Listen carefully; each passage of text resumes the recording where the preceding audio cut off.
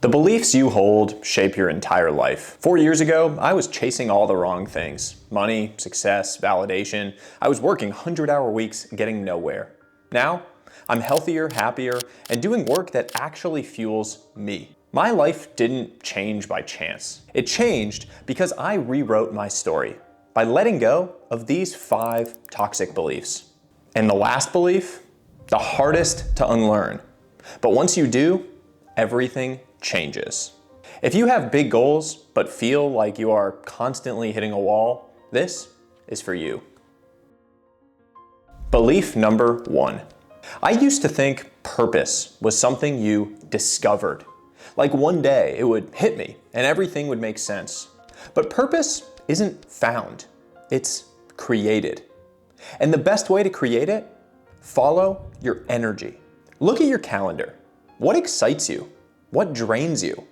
The answer is hiding in plain sight. Follow what fuels you in life. Belief number 2.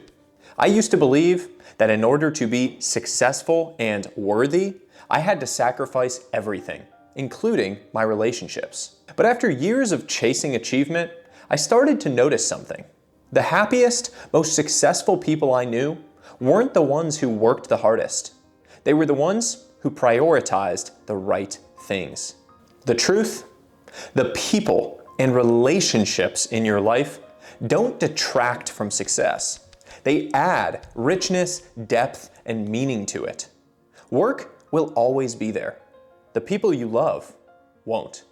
Belief number 3. I used to believe my biggest goals were out of reach. That other people had something I didn't. More resources, more talent, better luck. But the truth?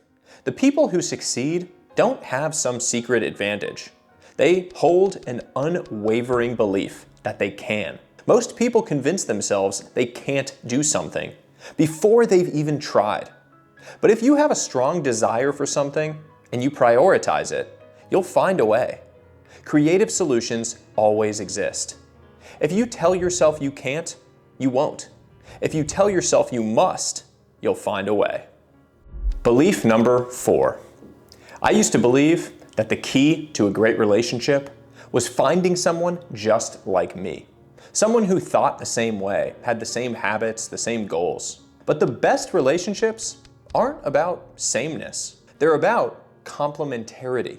You don't need someone who mirrors you.